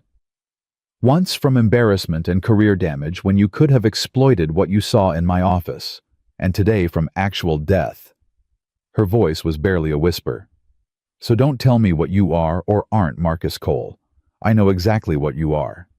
The way she said his name rewired something fundamental in his chest. Marcus found himself taking a step closer. Drawn by gravity, he didn't understand. "What happened up there?" he said quietly. "On that stage. That wasn't about maintaining your image or protecting the company. That was about you. Just you." He held her gaze. "And I would do it again without thinking twice." Elena's breath caught. For a moment he thought she might say something that would change everything between them. But her phone buzzed, shattering the moment. She looked away, composing herself piece by piece. "Security found evidence in the catwalk," she said, her voice steadier now.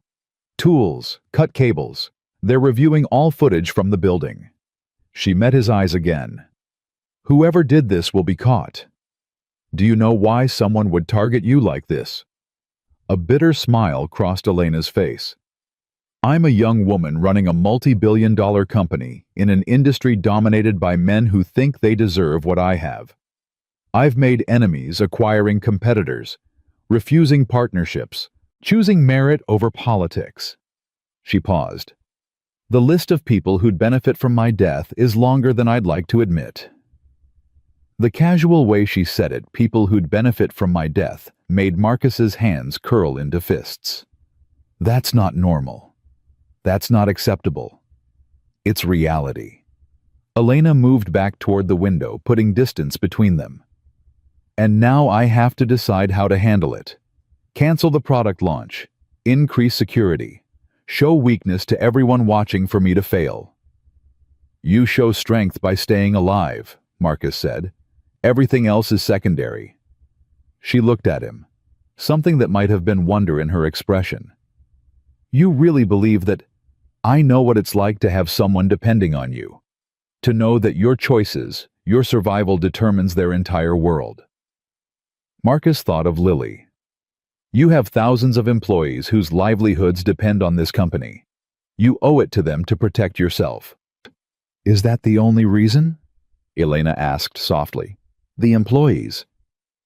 The question hung between them, heavy with implications Marcus wasn't ready to examine. Before he could answer, the door opened. Webb entered with 2 other security personnel. "Ms. Hart, we have a situation." His face was grim. "We've identified the individual in the catwalk."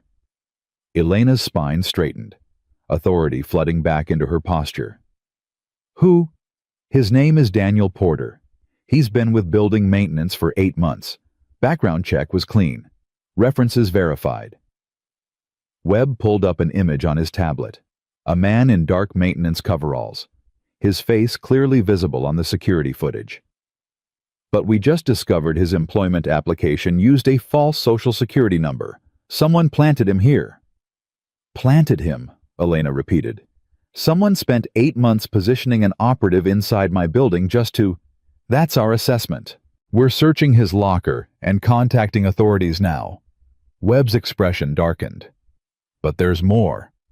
He pulled up another image, a screenshot of an email from an anonymous account. This was sent to 3 business journalists 40 minutes ago, before the incident. Marcus read the text over Elena's shoulder. Claims that Hart Technologies had been falsifying financial records, inflating revenue numbers, deceiving investors. The timing suggests whoever sent it expected you to be in no position to defend yourself, Webb said. The full picture clicked into place. This wasn't just an assassination attempt. It was coordinated destruction. Kill Elena, release damaging accusations, tank the company's value all at once. The allegations are false, Elena said flatly. Our books are audited quarterly by independent firms, but proving that will take time, and the accusation alone will damage investor confidence. Not if you're standing in front of cameras tomorrow morning very much alive with security footage showing an attempted murder that coincides with fraudulent allegations. Webb leaned forward. That's not whistleblowing. That's a conspiracy. We need to find Porter before he disappears, Elena said. And I want to know who hired him. Someone with resources. Someone who understands this company well enough to coordinate this kind of attack. We're on it. Webb nodded. In the meantime, I'm assigning personal security. You don't go anywhere without protection until... No.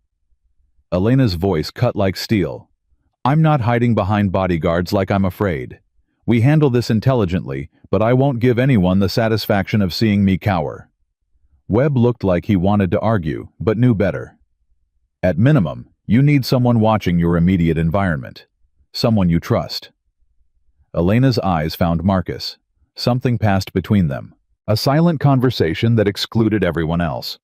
Marcus stays close, she said. He's already proven he can identify threats I can't see. He works on the executive floor anyway. Nothing changes visibly. But he's there. Ms. Hart, with respect, Mr. Cole is maintenance staff. He's not trained for... Mr. Cole saved my life while your security personnel were watching cameras and patrolling hallways. Elena's tone left no room for argument. I trust his instincts. He stays. Webb nodded reluctantly. We'll need to brief him on protocols. Provide communication equipment. Fine. Do it tonight. I want this handled before morning. Elena turned to Marcus. Her expression unreadable. Unless you have objections to expanding your responsibilities. Marcus thought about what he was being asked. Thought about Lily. About the risk of putting himself between Elena and whoever wanted her dead. About walking away. Choosing safety. Protecting the fragile stability they'd finally achieved. But when he looked at Elena, really looked at her, he saw the vulnerability she was hiding behind steel and authority. Saw someone who'd built walls so high she couldn't see over them anymore. Someone who trusted so few people that asking him to stay close was an act of profound faith. No objections, he said. Whatever you need. The relief that flashed across Elena's face was brief. But it had been there. Real and raw. Before she locked it away again. The next 3 hours blurred together. Security briefings, equipment distribution, coordination with law enforcement. Marcus was fitted with a discreet earpiece that connected him to the security network. Shown emergency protocols.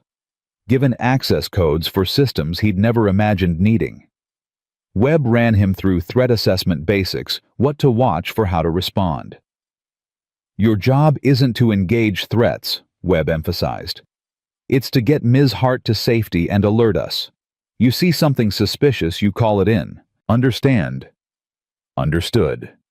Though privately, Marcus wondered what he'd actually do if someone threatened Elena in his presence. The tackle on stage had been pure instinct. He suspected his instincts wouldn't wait for security protocols. It was nearly 11:30 p.m. when he finally made it home.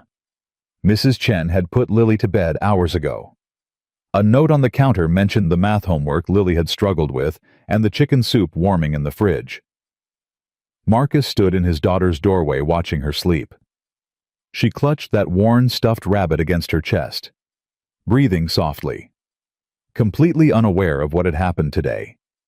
He'd crossed so many lines, professional boundaries, class divisions, the careful distance he'd maintained between himself and Elena's world. Tomorrow he'd cross more, standing close to her, not as invisible maintenance staff, but as something else entirely. His phone buzzed.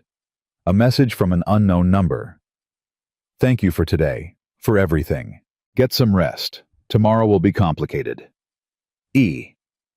Marcus stared at those words until his eyes blurred.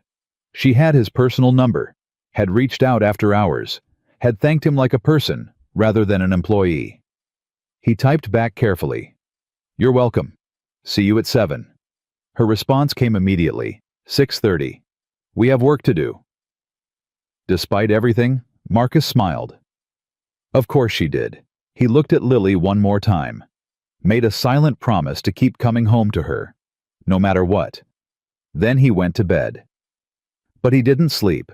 Instead, he lay in the darkness, listening to his daughter breathe, knowing that somewhere across the city, Elena Hart was doing the same thing. Both of them alone with their fear. Both of them pretending to be stronger than they felt. Both of them waiting for whatever came next.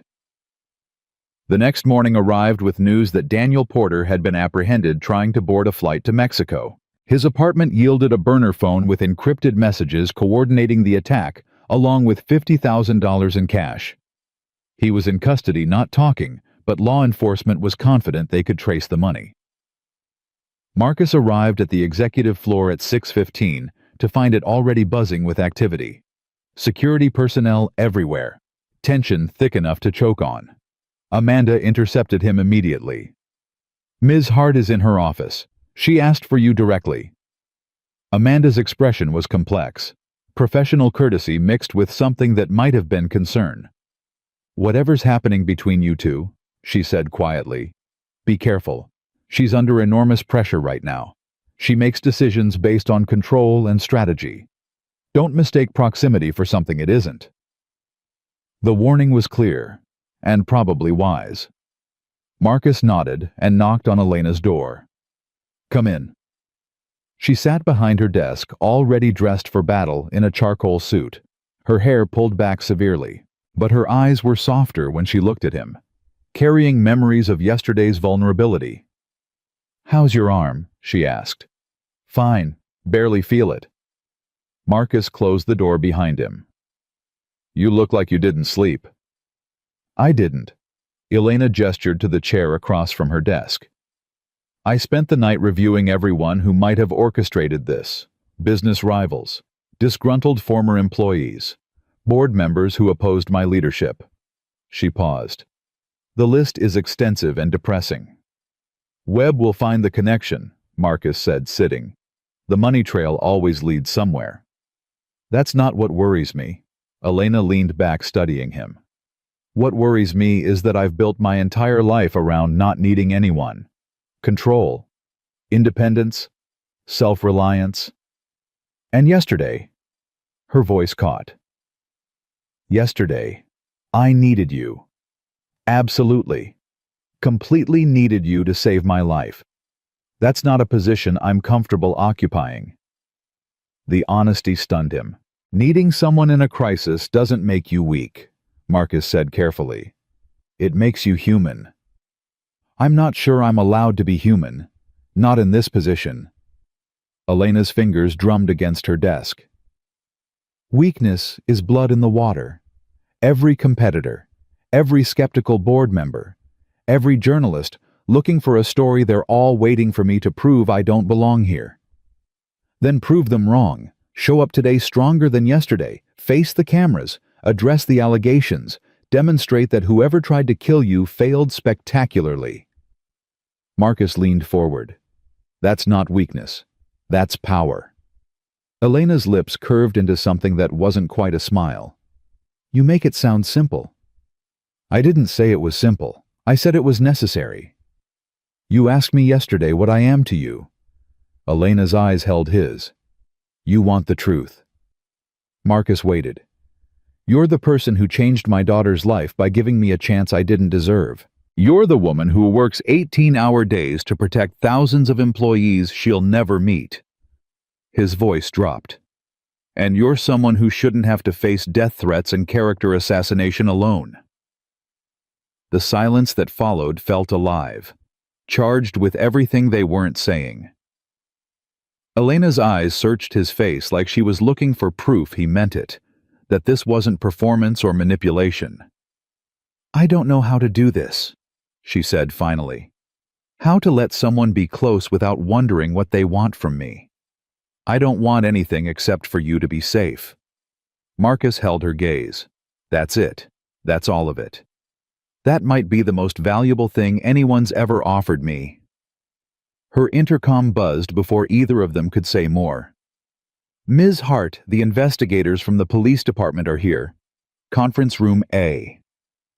Elena's expression shifted, the CEO mask sliding back into place. "Send them in. We'll be there in 2 minutes." She stood straightening her jacket. "Stay close today," she said quietly. "I need to know you're there." "I'm not going anywhere." Conference room A was the largest on the executive floor. Detective Morrison, a woman in her 50s with sharp eyes that had seen too many crimes, stood beside Webb and 2 other investigators. "Ms. Hart," Morrison said as they entered, "thank you for meeting on short notice. The evidence we've uncovered requires immediate action." "Show me." Elena took her seat at the head of the table. Marcus positioned himself near the wall, close enough to intervene if necessary, but outside the direct circle of conversation. Morrison pulled up images on the main screen. Phone records, financial transactions, email metadata. Daniel Porter received his instructions through an encrypted messaging app. We traced the account through payment records. The person who hired him made 3 transfers totaling $50,000 over the past 6 months. "Who?" Elena's voice was flat. Morrison glanced at Webb. "The money came from an offshore account. The setup was sophisticated, but forensic accounting found the source." She paused. "The account was funded by liquidating stock options belonging to Derek Simmons, your chief technology officer." The name landed like a grenade. Marcus saw Elena's expression freeze, shock warring with disbelief. Derek Simmons had been with Hart Technologies for 9 years, had worked directly with Elena's father, was responsible for the technological innovations that had made the company's recent expansion possible. "That's not possible." Elena's voice was barely audible. He's been loyal to this company since before I took over. He supported every initiative, worked 18-hour days on the new platform. Why would he?" "We believe he's working with outside interests," Morrison interrupted. "The financial trail shows he's in significant debt, gambling losses over the past 2 years. Someone approached him, offered to clear his debts in exchange for cooperation." "Cooperation?" Elena repeated. "The plan was to eliminate you, install more cooperative leadership. Derek would maintain his position while feeding information to competitors." Elena sat back, her face pale. "Derek came to my father's funeral, told me he believed in my vision for the company. He's sat in meetings with me almost daily for 2 years, and all that time he was planning to kill you," Webb finished grimly. "We've been watching him since we identified the connection an hour ago. He's in his office right now, acting like everything is normal." "We need your authorization to arrest him," Morrison said. "Not yet." Morrison frowned. "Ms. Hart, he's a flight risk. If he suspects we're onto him—" "He doesn't suspect. If he did, he'd already be gone." Elena's mind was clearly racing, strategizing even through the shock. "Derek is smart, careful. He's been planning this for months, maybe years. Which means there's more we don't know. More people involved. More evidence to gather. If we arrest him now, we lose the chance to see the full picture." "You want to use him," Morrison said. "I want to finish this. Not just stop one attack, but dismantle the entire conspiracy." Elena's voice hardened. Derek had help. Someone on the outside funding this, coordinating it. I want them too. Webb leaned forward. "That's dangerous, Ms. Hart. Every day Derek walks free is another day he could try something else." Not if he thinks he's still hidden. Not if we feed him information that makes him believe his plan is still viable. Marcus watched her work, saw the strategic mind that had built an empire operating at full capacity. But he also saw the cost. The way her hands trembled slightly before she clasped them together. The tension in her jaw that spoke of betrayal cutting deep. "What do you propose?" Morrison asked. "We tell Derek that the investigation into Porter is stalling, that the money trail went cold at the offshore account, that I'm focused on external threats, increasing public security, leaving internal systems vulnerable." Elena's voice gained strength. "We give him rope to hang himself with, and we watch everything he does, everyone he contacts." "That puts you at significant risk," Morrison said carefully. "If he feels threatened, if he suspects at all, I'll have protection." Elena's eyes flicked to Marcus. "And I'll be careful, but I won't let whoever orchestrated this walk away because we moved too fast." Morrison studied her for a long moment, then nodded slowly. 48 hours. We'll monitor Derek around the clock, track every communication, every movement. But if he makes any move that suggests immediate danger, we shut it down." Agreed. The meeting continued for another hour, establishing surveillance protocols, communication channels. When the investigators finally left, Elena remained seated at the conference table, staring at her clasped hands. Marcus waited. "You don't have to do this," he said quietly. "You don't have to put yourself at risk to catch everyone involved. Let the police handle it. The police will arrest Derek and be satisfied with closing the case." Elena didn't look up. "But the person who funded this, who approached Derek in the first place, they'll disappear.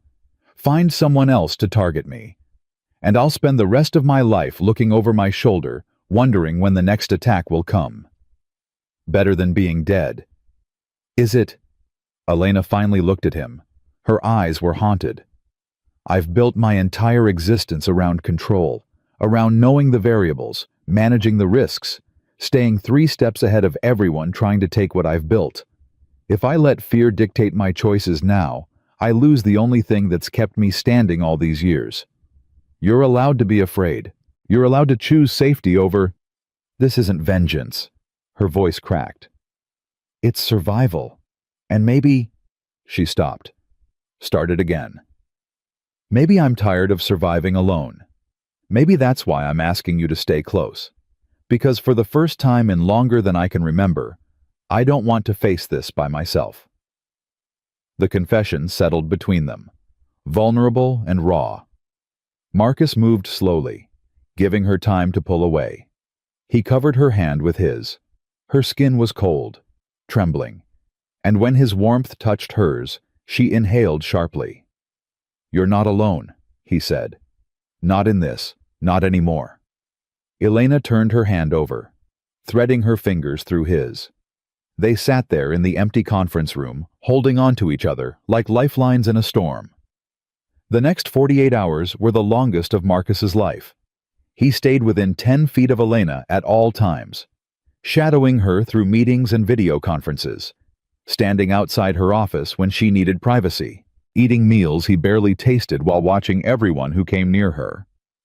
Derek Simmons appeared at staff meetings looking concerned and supportive, asking Elena how she was handling the stress, offering to take on additional responsibilities. Marcus watched him perform empathy and concern. Every word felt like acid on his skin. This man had tried to kill Elena, had betrayed everything she'd built, and now he smiled and nodded while planning his next move. "How are you holding up?" Derek asked Elena after a product development meeting. "I'm fine, Derek. Thank you for asking." Elena's performance was flawless. "Your work on the new interface is excellent. Exactly what we need for launch." "Just doing my job." Derek's smile was warm, practiced. "We all want to see you succeed." The lie was so smooth that Marcus had to fight the urge to grab Derek by his expensive collar and throw him against the nearest wall. But Elena's hand touched his arm briefly as she passed, a silent reminder to stay calm. Stay focused.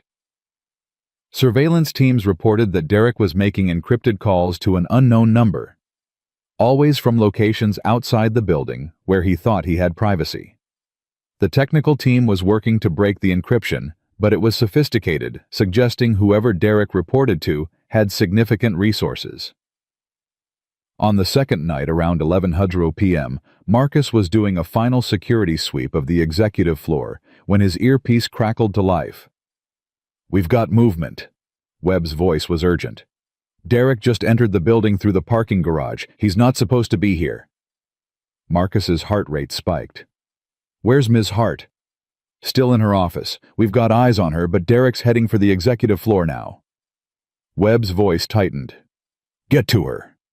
Marcus ran. His boots pounded against marble as he raced down the corridor. Behind him, he heard elevator doors opening, footsteps echoing through the empty building. He burst into Elena's wing to find her at her desk. Paperwork spread around her, completely unaware. "We need to go," Marcus said urgently. "Now." Elena looked up, instantly reading the tension in his voice. "What's—" "Derek, in the building, coming up. Webb's mobilizing security, but—" The lights went out. Complete darkness swallowed the executive floor. Emergency lighting failed to activate. Marcus heard Elena's sharp intake of breath, heard movement in the hallway outside. Every instinct screamed danger. "Stay behind me," he whispered, pulling Elena away from her desk. His eyes were adjusting to the darkness, shapes emerging from shadow. "He's cutting power." Elena breathed against his shoulder. "Disabling security systems." "Where's your panic button?" "Desk drawer." "But if the power's out—" Footsteps in the hallway. Slow, deliberate. Someone who knew exactly where they were going. Marcus positioned himself between Elena and the door. His hands were empty, his mind racing through options. He wasn't a fighter, wasn't trained for this, but he'd meant what he said about protecting her. "Elena," Derek's voice called from the darkness. Friendly, calm. "Are you still here?" "The power went out. I came to make sure you were okay." The performance was chilling in its normalcy. Marcus felt Elena tense against his back. "I'm fine, Derek," she called back, her voice steady despite everything. "Just finishing some work. The emergency lighting should kick in any moment." "Actually, it won't." Derek appeared in the doorway, backlit by exit signs in the hallway beyond. Marcus couldn't see his face clearly, but he could see the gun in Derek's hand, dark and deadly. "I made sure of that, had months to prepare, to understand every system in this building." Derek stepped into the office. "You made it easy, really, trusting me with so much access." "Derek, what are you doing?" Elena's voice carried just the right note of confusion, still playing her part. "What I should have done 2 years ago when they first approached me." Derek moved closer. "You were never supposed to run this company, Elena. Your father knew it. The board knew it. Everyone knew except you, so stubborn, so convinced you could prove everyone wrong." His voice turned bitter. "And you did, which made everything so much more complicated." "Who approached you?" Elena asked. Marcus heard the calculation in her voice. Keep him talking. Buy time for security to arrive. People who understand that innovation shouldn't be controlled by legacy and nepotism. People who could actually use Hart Technologies to change the industry instead of protecting market share and shareholder profits. Derek moved closer. Marcus shifted to maintain his position between them. "They offered me a real future. Chief Technology Officer of a combined entity that would dominate the market. All I had to do was remove the obstacle." "You mean kill me?" Elena said flatly. "Remove." Derek repeated the word like it tasted good. "The stage light was supposed to be clean. Tragic accident. Company in mourning. Smooth transition to new leadership." His voice hardened. "But you had to have him." The gun gestured toward Marcus. "Your watchdog, your maintenance hero, ruined everything. So now we do this the hard way. Security is already coming, Marcus said. His voice was steady despite his racing heart. Building's on lockdown. You won't make it out. I don't need to make it out. Derek's tone was almost conversational. I just need her dead. They'll extract me after. New identity. New life. But only if I finish the job. The gun rose, pointing directly at Elena. Marcus saw Derek's finger tighten on the trigger. He didn't think. Didn't calculate odds or consider consequences. He lunged sideways, slamming into Derek with all his weight, driving them both into the wall beside the door. The gun discharged, deafeningly loud in the enclosed space. The muzzle flash illuminated the office in stark white light. Marcus felt the bullet pass so close to his head the air pressure made his ear ring. But he was already moving, grabbing for Derek's wrist, trying to control the weapon. They crashed into furniture, struggled in near darkness. Derek was stronger than he looked, desperate enough to fight with everything he had. "Run!" Marcus shouted at Elena. "Get out!" But Elena didn't run. He caught a glimpse of her moving in his peripheral vision. Heard the crash of something heavy. Her desk lamp connected with Derek's skull. The CTO staggered, his grip on the gun loosening. Marcus wrenched it away, sending it skittering across the floor into darkness. Derek recovered faster than expected, drove an elbow into Marcus's ribs that forced the air from his lungs. They went down together, hit the floor hard, and then hands closed around Marcus's throat, squeezing with methodical pressure. Should have stayed invisible. Derek's face was inches away, his voice a hiss. Should have just fixed the lights and disappeared. But you had to play hero, had to make yourself important to her. His fingers dug deeper. Now you die with her. Marcus's vision started to gray at the edges, his lungs screaming for air. He clawed at Derek's hands, trying to break the grip, but his strength was fading fast. Through the gathering darkness, he saw Elena searching frantically for something. Anything she could use. Then light flooded the office, blinding after so much darkness. Voices shouted from multiple directions. The pressure on Marcus's throat released abruptly as security guards swarmed the room, pulling Derek away, forcing him to the ground. Marcus gasped for air, his throat raw, his vision clearing slowly. Strong hands helped him sit up, and suddenly, Elena was there, kneeling beside him, her hands framing his face with desperate gentleness. "Marcus." Her voice broke on his name. "Can you hear me? Are you hurt?" He tried to speak, coughed instead, his throat burning. Elena's eyes were wide with fear he'd never seen there before, tears tracking down her cheeks. She was shaking. "I'm okay," he managed, his voice barely a whisper. "Are you... Did he... I'm fine. You kept yourself between us." Her thumb brushed his cheek. Only then did Marcus realize he was bleeding from somewhere. "You threw yourself at a gun, you impossible, brave, stupid man. You could have died." "Couldn't let him hurt you." Around them, security was securing Derek, reading him his rights, coordinating with police teams flooding into the building. Detective Morrison appeared in the doorway. "We got it all on audio," she said grimly. His confession. The mention of extraction and new identity, that plus the attempted murder will put him away for life, and we're already working on identifying his contacts. "Good," Elena said, but her attention never left Marcus. "Get him out of here. Get all of them out." Webb started to protest. "Ms. Hart, we need statements. Medical evaluation." Later. Elena's voice carried absolute authority despite the tears still wet on her face. "Everyone out, now." They went, reluctantly. Derek was dragged away, shouting threats and justifications that faded as they hauled him toward the elevators. Then the door closed, and Marcus and Elena were alone, surrounded by overturned furniture and evidence of violence, both of them breathing hard. "You saved my life," Elena said quietly. "Again." "That's becoming a habit." Marcus tried to joke, but his voice was too rough, too raw.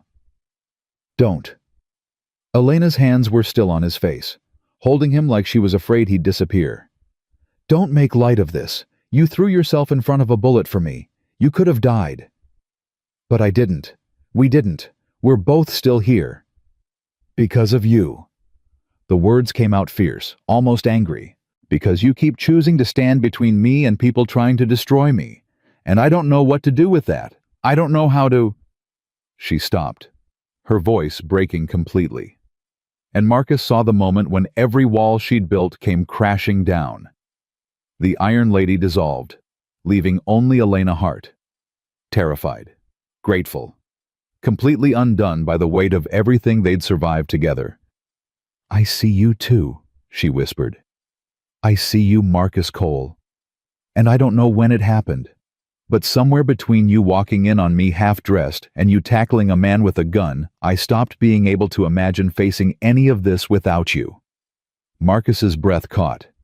They were still on the floor of her office, both of them bruised and bleeding, surrounded by chaos, and she was looking at him like he was the only solid thing in a world that had tried to kill her twice. "I'm not going anywhere," he said, echoing his promise from what felt like lifetimes ago. "Not now, not ever, if you'll let me stay. I don't deserve you." "That's not your choice to make." Marcus reached up, touched her face, wiped away a tear with his thumb. "I'm already here, already yours, if you want me." The silence felt endless, heavy with possibility and fear, and the bridge they were both standing on deciding whether to cross or retreat to safer ground. Then Elena leaned forward and kissed him. It wasn't gentle or uncertain. It was desperate, fierce, tasting of salt from her tears and copper from his split lip. Marcus kissed her back with everything he had.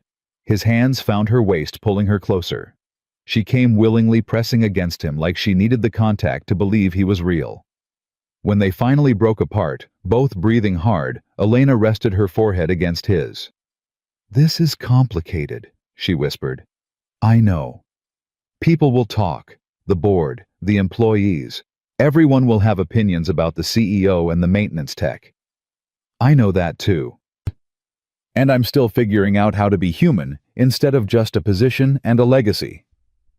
I've got time." Marcus pulled back just enough to look at her. "As much as you need." Elena searched his face, looking for doubt or hesitation. Whatever she saw there made her eyes fill with tears again. But this time she was smiling. "You really mean that?" "Every word." Marcus brushed hair back from her face. "You and me against the corporate assassins. We make a pretty good team." Elena laughed, the sound watery but genuine, and kissed him again. Softer this time, slower, like they had all the time in the world instead of security teams waiting outside, and statements to give, and an empire that still needed protecting. But for this moment in the darkness of her office, with emergency lights finally flickering to life, they were just two people who'd survived impossible odds, and found something neither of them had been looking for: each other. The paramedics arrived 15 minutes later, insisting on examining both of them despite Elena's protests that she was fine. Marcus sat still while they checked the bruising around his throat, cleaned the cut on his cheekbone, and asked questions about dizziness and breathing that he answered automatically. His mind was still caught on the feeling of Elena's lips against his. She stood nearby, refusing to leave, even when the paramedics suggested she should sit down. Her arms wrapped around herself like she was holding something precious and fragile. Their eyes kept meeting across the small space. Conversations happening in silence that neither of them was ready to voice aloud. "You're lucky," the paramedic said, shining a light in Marcus's eyes. "Another few seconds of pressure and we'd be talking about serious damage. Your throat's going to be sore for a week and those bruises will look worse before they look better. I'll survive." "That seems to be your specialty," Elena said quietly. Detective Morrison returned once the medical team finished. "Derek Simmons is in custody and talking. Not because he wants to, but because we've got him on attempted murder with multiple witnesses and audio recording. His lawyer is already trying to negotiate a deal." "What kind of deal?" Elena's voice hardened back into the CEO tone that commanded boardrooms. Information about his co-conspirators in exchange for a reduced sentence. He's claiming he was coerced, that the people who approached him threatened his family if he didn't cooperate. Morrison's skepticism was evident. We're verifying his claims, but preliminary investigation suggests he's lying. His gambling debts were real. His financial desperation was real. And the offshore accounts show payments that look like incentives, not threats. Who was paying him? That's where it gets interesting. Morrison pulled up something on her tablet. Nexus Dynamics. One of your competitors, or rather, they were your competitors until you acquired them 18 months ago. Elena's expression went cold. The executive team from Nexus was integrated into our structure.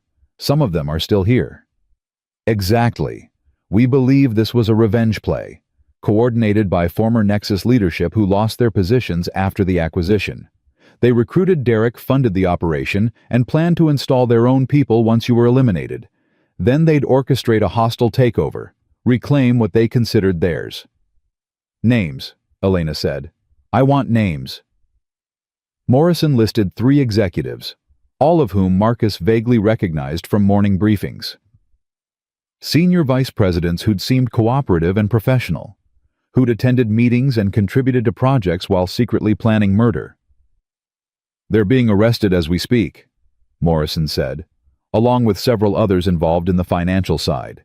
By morning, this will be the lead story on every business network. Attempted assassination, corporate conspiracy, the works. Elena closed her eyes briefly. Marcus saw the weight settling on her shoulders. This wasn't just about surviving anymore. It was about managing the fallout, controlling the narrative, protecting the company and its thousands of employees from the scandal that was about to engulf them. I need to make a statement, she said, before the story breaks on its own terms. We control this, or it controls us. At midnight, Morrison asked. The financial markets open in Asia in 3 hours. If this breaks without context, without my voice framing it, our stock price will crater. Competitors will circle like sharks. Elena was already moving her strategic mind, overriding exhaustion and trauma. I need Amanda, the communications team, legal. We draft a statement, release it to major outlets with an embargo until 6 a.m. Eastern, and I do a live interview at 7. Elena, Marcus said quietly, you just survived a murder attempt. You're allowed to rest.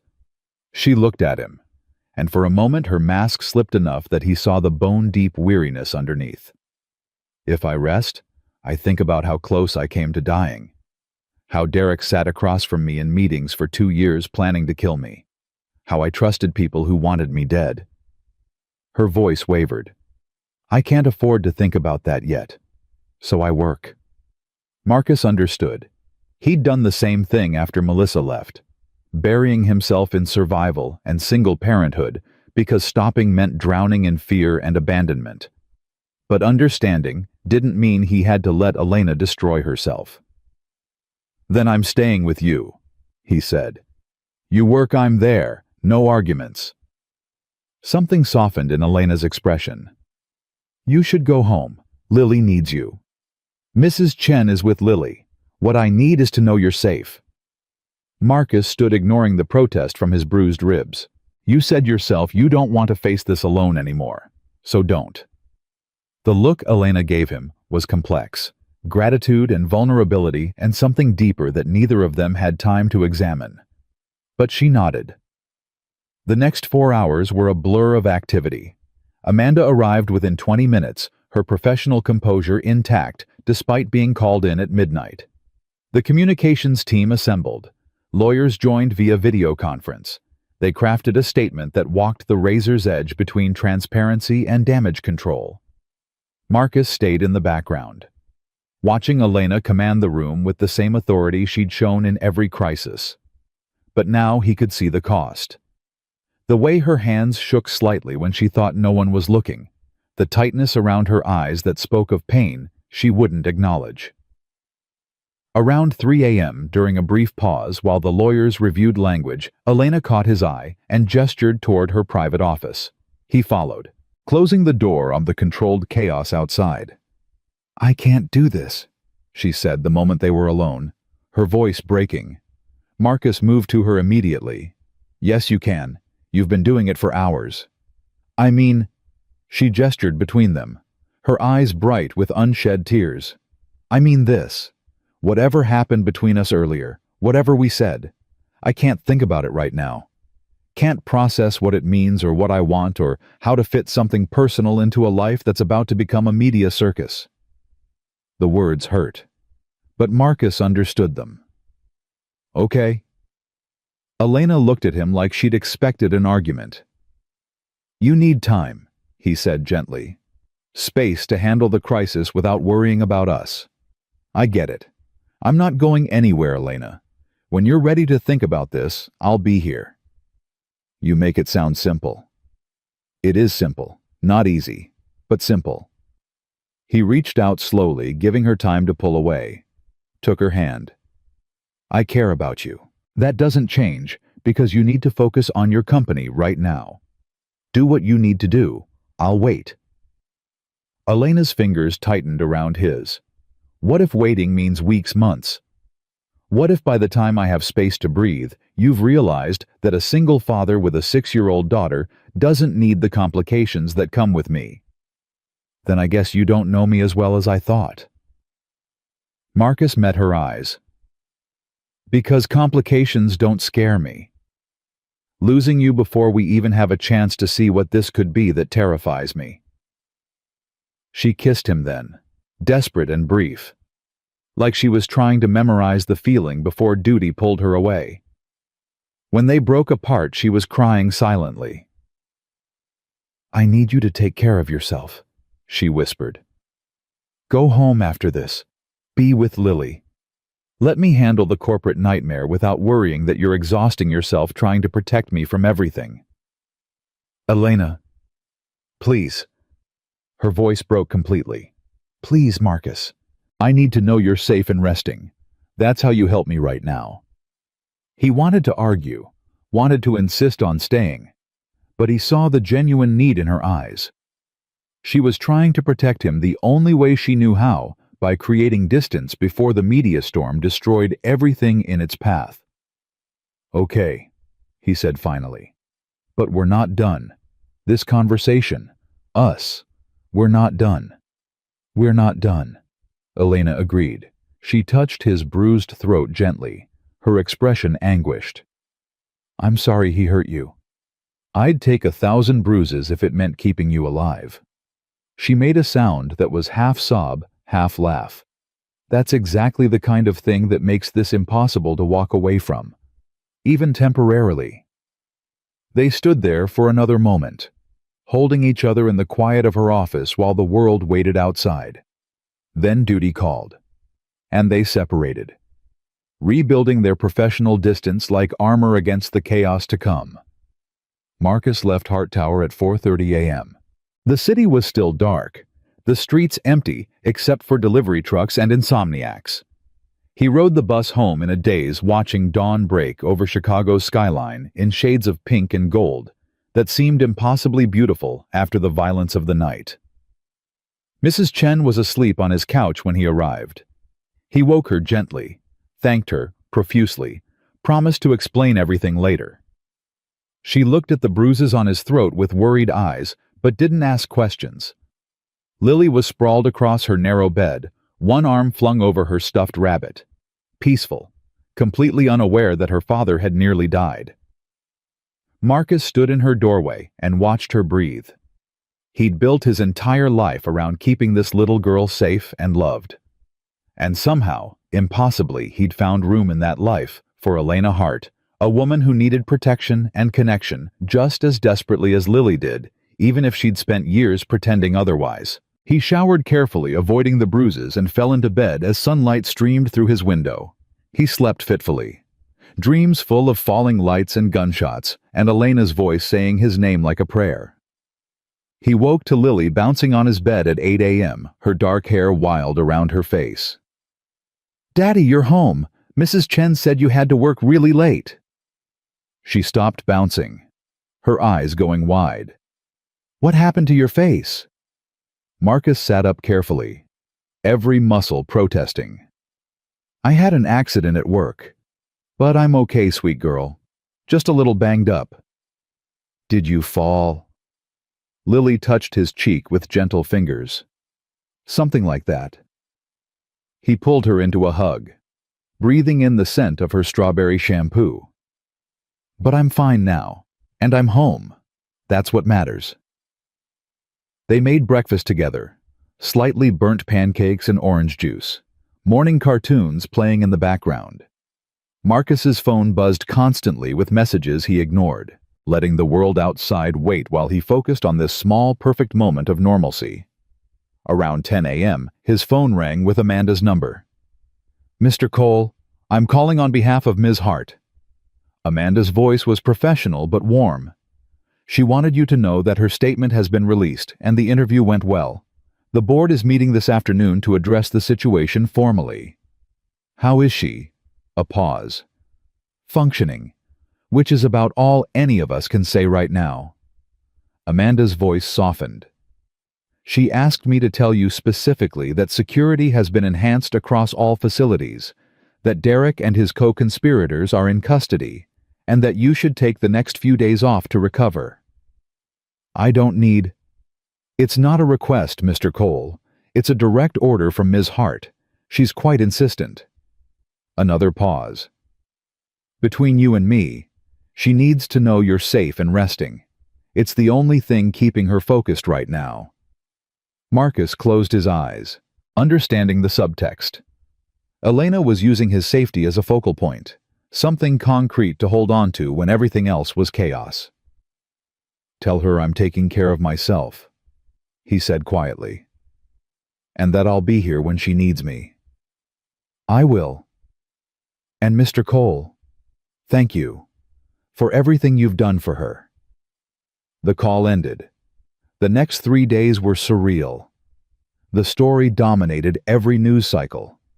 Attempted assassination, corporate conspiracy, the brilliant young CEO who'd survived multiple attempts on her life. Elena's face was everywhere, giving interviews addressing shareholders projecting strength and control, while the company's stock price actually rose on the narrative of her resilience. Marcus watched from home, healing slowly, fielding calls from coworkers who wanted details he wouldn't share. Webb called once to say the investigation was expanding, that the full scope of the conspiracy involved more people than they'd initially suspected, but that Elena was safe now with enhanced security and the threat neutralized. She didn't call, didn't text, and Marcus understood that too. She was in crisis management mode, every moment scheduled and strategic. No room for personal complications. But understanding didn't stop him from checking his phone obsessively, hoping for some small sign that she was thinking about him. On the 4th day, Mrs. Chen knocked on his door with a package, small, wrapped in plain brown paper. His name written in elegant handwriting. Inside was a book, a worn copy of Where the Wild Things Are, and a note card. Lily mentioned in passing that you read to her every night, but your copy of this got damaged in a move. Found this at a bookstore near my apartment and thought of you both. Thank you for understanding why I need space right now. It doesn't mean I've forgotten what you said, or what I said, or what happened between us. Just that I need to build something stable before I can let myself want something personal. I hope that makes sense. I hope you'll wait a little longer. Marcus sat on his couch holding the book, reading the note 3 times. She'd remembered a throwaway comment about a children's book, had gone out of her way to replace it, was asking him to wait while she rebuilt her world.